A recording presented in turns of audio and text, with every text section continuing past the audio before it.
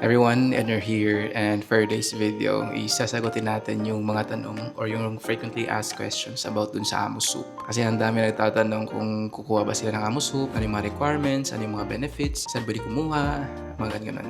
Yung mga frequently asked questions, number one is, who are qualified Amo Soup members? So, like dito, all Filipino seafarers who boarded a vessel enrolled under Amo Soup Collective Bargaining or CBA, is bona fide member and must acquire an Amo Soup membership card. So, nakalagay dito kapag yung barko mo na sinasakyan mo ay may CBA or Collective Bargaining Agreement sa company and sa Amo Soup is automatic na member ka na doon. Sabi dito is, what is Amo Soup Identification Card? So, Amo Soup Identification Card is used in any of Amo Soup establishments such as hospitals, sailors, home, maritime library, solo chest, slop chest, recreation hall, Siemens Center, Siemens Village, training center, and provident fund. So, yung Amo Soup ID natin is isa siyang requirements para ma-avail natin yung mga benefits such as yung hospitals, yung sailors home, kung saan ako nakatira ngayon sa sailors home dito sa Cebu, maritime library, slop chest, recreation hall, may gym, may basketball, Siemens Center, Siemens Village, yung mga pabahay, training center, at saka provident fund. Where can I get an Amo Soup ID? So, saan pwedeng kumuha ng ID? So, nakalagay dito is pwede kang kumuha sa Manila, pwede rin kumuha sa Cebu, Iloilo, tsaka sa Davao. Requirements naman para kumuha ng membership ID.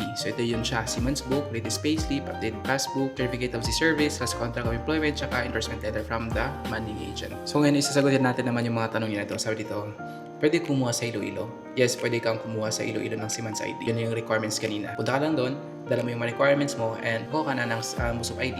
Morning sir, pwede pa mag-avail naka-for Amo Soup contracts ako sa dati ko agency from 2019 to 2022. Hindi ako nakapunta sa Amo Soup office to inquire. Yes, pwede kang kumuha sir. Punta ka lang sa Amo Soup, then check mo lang yung requirements doon and then ask them also. And then may makukuha ka ba dyan sa Amo Soup once na mag-resign ka si Fair kasi lagi kami may kaltas dyan nakalagay Provident Fund.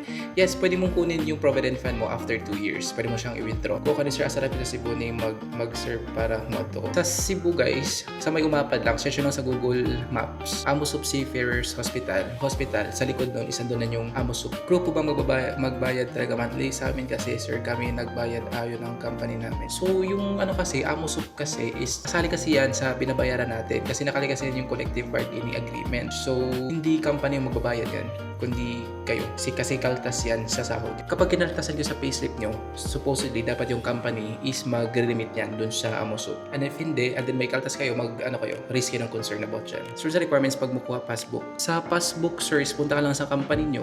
If hindi ka makapunta sa company nyo, punta ka sa Amo Soup and then check nyo kung ano yung requirements. So, pwede magkuha din sa Cebu Amo Soup ang Katagyulugan.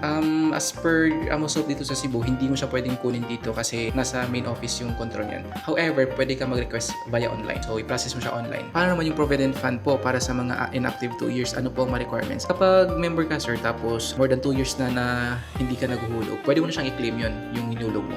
Kung hindi na Amo Soup member yung barko mo ngayon. Sir, pwede ba kumuha kahit hindi member yung company or yung principal na sinasakyan mo? Actually, hindi siya pwede. Kasi dapat yung company nyo is may collective bargaining agreement siya sa Amo Soup. So, hindi siya walk-in na mag-apply. It's kasi agreement kasi yan siya ng mga ship owners pala, hindi pala company ship owners tsaka yung Amo Soup. So yun lang naman. And then if you have questions about Amo Soup, you can put in the comment section and I'll be happy to assist you with your concerns. Sasagutin natin yan. And that's all for today and I hope nasagot ko yung mga tanong nyo and ingat kayo lagi.